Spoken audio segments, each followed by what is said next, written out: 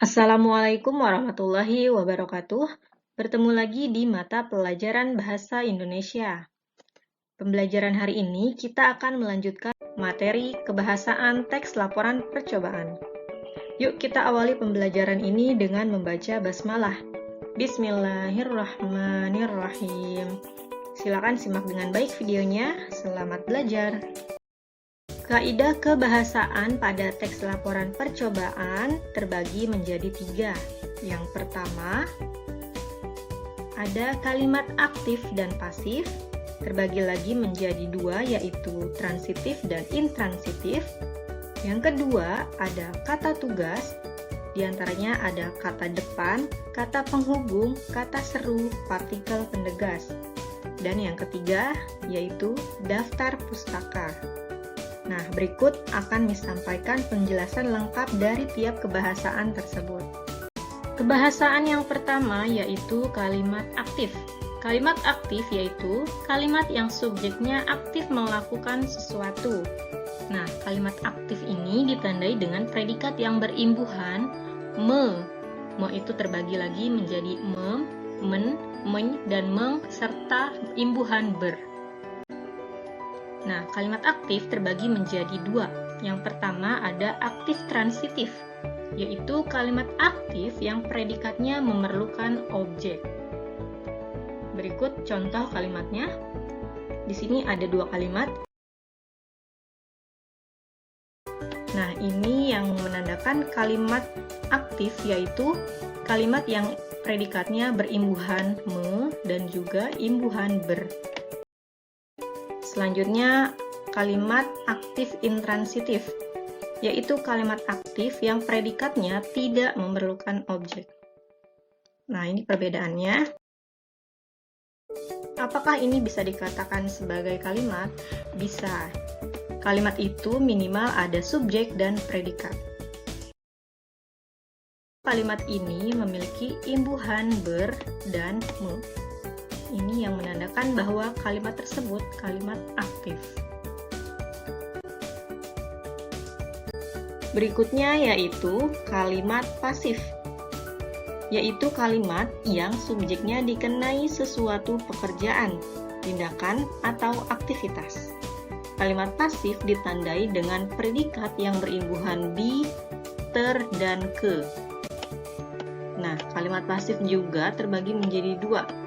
Yang pertama ada pasif transitif, yaitu kalimat pasif yang predikatnya memerlukan objek. Kita lihat contoh kalimatnya. Pemenang lomba akan ditentukan oleh juri. Pemenang lomba sebagai subjek akan ditentukan sebagai predikat, objeknya yaitu oleh juri. Kenapa dikatakan pasif transitif? Karena kalimat ini memiliki predikat yang diawali atau diberikan imbuhan di dan memiliki objek yaitu oleh juri. Sedangkan yang kedua yaitu pasif intransitif, yaitu kalimat pasif yang predikatnya tidak memerlukan objek. Kita lihat contoh kalimatnya. Aku terjatuh saat berlari kemarin sore. Aku sebagai subjek, terjatuh sebagai predikat saat berlari kemarin sore. Kapan si aku terjatuh? Yaitu kemarin sore. Jadi ini merupakan keterangan waktu. Kenapa kalimat ini dikatakan sebagai pasif intransitif? Karena kalimat ini memiliki predikat yang diberikan imbuhan ter dan tidak ada objek.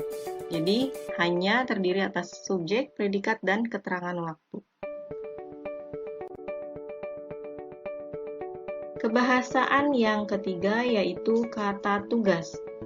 Kata tugas terbagi menjadi 4. Yang pertama ada kata depan. Contohnya ada kata di, ke, dari, pada, kepada, akan, oleh, daripada, untuk, sebagai, terhadap. Yang kedua yaitu kata penghubung. Contohnya ada kata sekarang, kemudian, sebab, disebabkan, dan serta. Yang ketiga, kata seru. Contohnya ada kata wah, ayo, aduhai, dan lain-lain. Dan yang keempat, partikel penegas. Contoh katanya ada kata lah, kah, tah, dan pun. Nah, untuk kata tugas ini selanjutnya akan Miss jelaskan pengertian serta contohnya satu persatu. Kata tugas yang pertama yaitu kata depan atau disebutnya preposisi. Kata depan yaitu kata yang digunakan di depan kata benda, kata sifat, atau kata keterangan untuk dirangkai dengan bagian kalimat lain. Contoh dari kata depan di sini ada kata di, ke, dari, pada, kepada, akan, oleh, daripada, untuk, sebagai, terhadap, dan lain-lain. Nah, ini adalah contoh dari kata depan. Boleh dipahami lagi kata-katanya. Selanjutnya, pada penulisan judul, kata depan tidak menggunakan huruf kapital. Nah, judul itu pasti menggunakan huruf kapital ya, terkecuali ada yang tidak menggunakan kapital, yaitu bagian kata depan. Contohnya di sini ada judul laporan percobaan kandungan boraks pada bakso. Nah, di sini kata pada ini kan merupakan preposisi. Di kata lain menggunakan kapital, sedangkan kata pada tidak menggunakan kapital karena ia merupakan kata depan. Kata tugas yang ketiga yaitu kata penghubung atau konjungsi. Sering kita sebut sebagai kata sambung. Kata penghubung adalah kata yang menghubungkan antar frasa, klausa, maupun kalimat. Nah, untuk materi konjungsi di kelas sebelumnya pasti sudah belajar ya. Nah, saat ini Miss ingatkan kembali konjungsi serta contohnya. Kita lihat, yang pertama ada konjungsi temporal, yaitu konjungsi waktu. Contoh katanya ada kata sekarang, kemudian, selanjutnya, setelah, sebelum. Berikutnya, konjungsi kausalitas, konjungsi sebab akibat. Di sini ada kata sebab, disebabkan, karena, dikarenakan, akibat, dan lain-lain. Yang ketiga, konjungsi penggabungan, yaitu konjungsi yang menggabungkan antara satu kalimat dengan kalimat lain, yaitu ditandai dengan kata dan serta. Dan konjungsi yang keempat yaitu konjungsi pertentangan. Contoh katanya ada kata namun, melainkan, sedangkan, akan tetapi. Nah, itu adalah beberapa konjungsi yang digunakan terutama di teks laporan percobaan. Kata tugas yang ketiga yaitu kata seru atau interjeksi. Nah, untuk kata seru ini pastinya kalian tidak asing ya, karena di kelas 8 sudah disampaikan juga di materi teks drama. Kata seru yaitu kata yang digunakan untuk mengungkapkan perasaan seseorang. Misalnya ada perasaan marah, sedih, heran, kagum, dan lain-lain. Banyak ya perasaan itu. Nah, untuk kata seru ini diakhiri dengan tanda seru. Kalau kalimat itu biasanya diakhiri dengan tanda baca titik, kata seru ini diakhiri dengan tanda seru. Kita lihat contoh kalimatnya. Aduhai, indah sekali pemandangan di sini. Nah, di sini ada kata serunya yaitu aduhai. Aduhai itu menunjukkan perasaan kaget dan kagum. Yang kedua, yuk kita kerjakan tugas ini. Nah, di sini ada kata yuk. Yuk itu merupakan sebuah perasaan yang ingin mengajak seseorang. Untuk apa? Untuk mengerjakan tugas ini. Nah, ini adalah contoh dari kalimat yang menggunakan kata seru. Kata tugas yang keempat yaitu partikel penegas. Partikel penegas yaitu kata terikat pada kata yang lain. Artinya, kata ini tidak bisa berdiri sendiri, karena kalau ia sendiri tidak memiliki makna. Makanya ia butuh kata lain.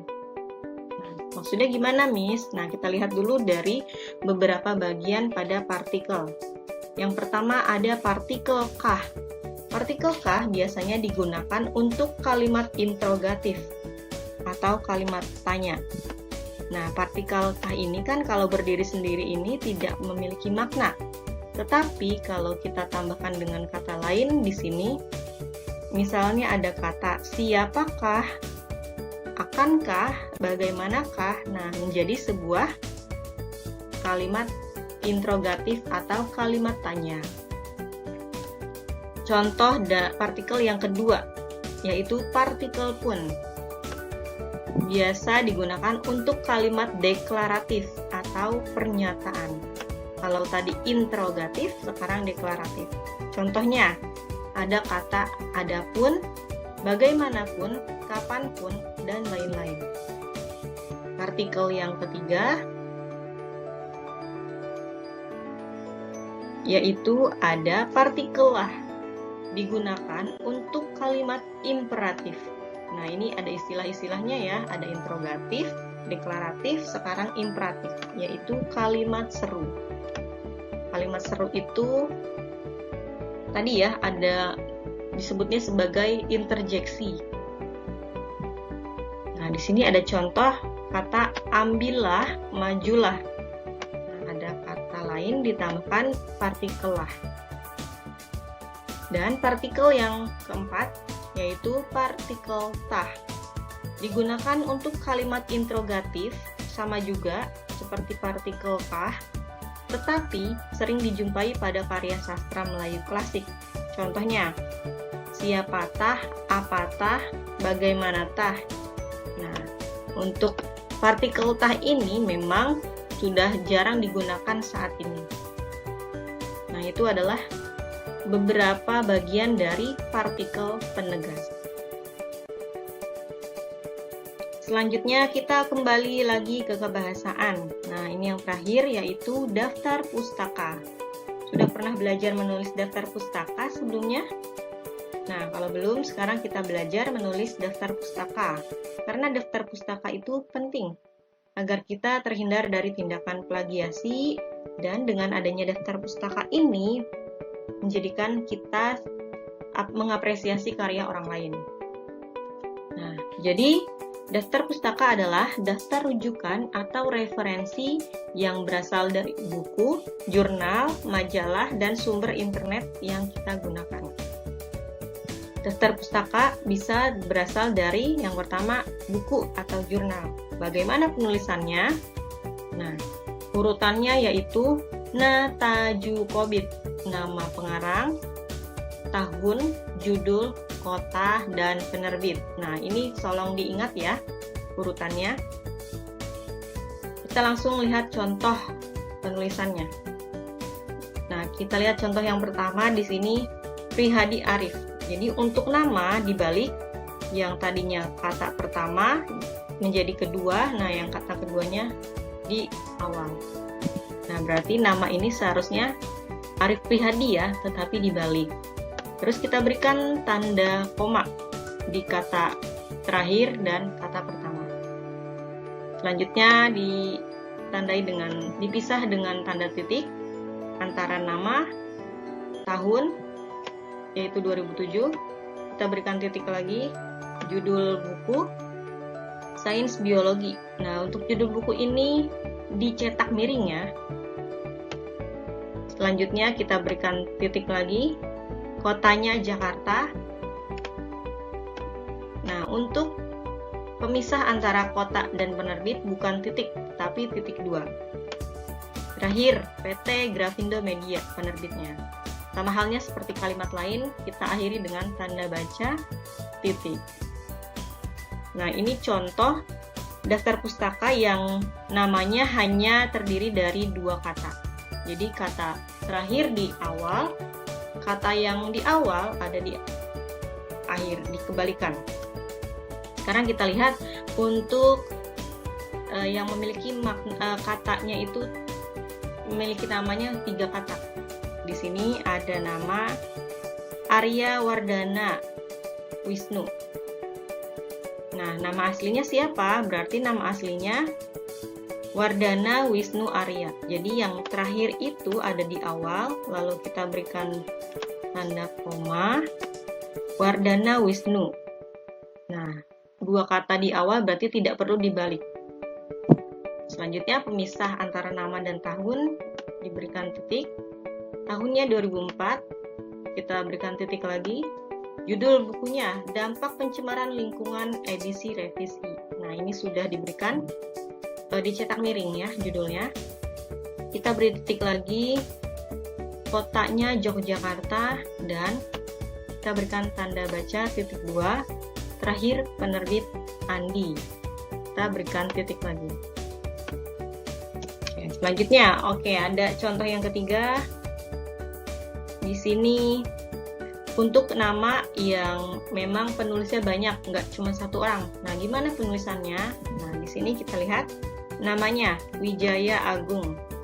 Nama aslinya berarti Agung Wijaya ya, karena kita balik. Nah, untuk teman-teman yang lain, teman-teman penulis yang lain hanya ditulis sebagai DKK atau dan kawan-kawan begitu ya. Selanjutnya tahun 2009. Masih tanda titik lagi. Judul bukunya Cerdas Belajar IPA untuk SMP MTS kelas 9. Kita berikan tanda titik. Selanjutnya kotanya yaitu Jakarta, tanda titik 2, dan penerbitnya Departemen Pendidikan Nasional. Oke, apakah ada perbedaan dari ketiga contoh ini? Semoga dengan ini paham ya dengan penjelasan Miss. Nah, untuk penulisan daftar pustaka apabila terdiri dari 2 baris atau lebih, maka penulisannya seperti ini. Kalau paragraf itu kan di awalnya diberikan spasi ya, agak menjorok dalam, sedangkan untuk daftar pustaka justru kebalikannya. Di baris pertama dari ujung, tetapi baris berikutnya diberikan spasi atau menjorok ke dalam. Jadi kebalikan dari daftar pustaka. Nah, itu adalah bagaimana penulisan daftar pustaka yang bersumber dari buku maupun jurnal atau majalah. Ya, selanjutnya daftar pustaka yang bersumber dari internet. Apakah kita boleh menggunakan sumber dari internet? Boleh-boleh saja, tetapi sumber tersebut dapat dipercaya ya, dari web-web yang terpercaya atau web-web resmi. Penulisannya bagaimana? Nah, untuk sumber internet ini agak berbeda dibanding yang bersumber dari buku. Urutannya yaitu nama pengarang, tahun, lalu judul artikel yang digunakan, URL atau link yang kita gunakan, dan waktu pengambilan. Jadi kapan sih kita mengakses artikel ini gitu. Sekarang kita lihat contoh penulisannya. Nah, di sini namanya, nah tadi sudah dijelaskan untuk nama itu dibalik. Sebetulnya nama ia ini adalah Joko Iqbal Reza. Reza, Joko Iqbal. Kita berikan tanda pemisah antara nama dengan tahun dengan tanda titik, yaitu tahunnya 2015. Kita pisah lagi dengan tanda titik. Judulnya apa? Di sini judul artikelnya adalah Uji Makanan adalah cara mengetahui kandungan suatu bahan. Nah, kita berikan tanda koma, bukan titik ya. Jadi koma, setelah itu link. Link yang kita gunakan judul artikel ini, linknya bagaimana? Ini di copy paste aja. Selanjutnya tanda koma dan waktu pengambilan. Kapan kita mengaksesnya? Nah, di sini contohnya diakses pada 18 Juli 2021 pukul 13.00 WIB. Nah, ini adalah contoh penulisan daftar pustaka yang bersumber dari internet. Mudah-mudahan paham. Alhamdulillah, demikian pembahasan pertemuan kali ini mengenai kebahasaan teks laporan percobaan. Materinya memang lumayan banyak, tapi semoga video ini bisa bermanfaat dan membantu pembelajaran kalian di rumah. Jika masih ada pertanyaan, silakan sampaikan di kolom komentar. Terima kasih atas perhatiannya. Insya Allah kita bertemu lagi di pertemuan berikutnya. Mohon maaf apabila ada kesalahan.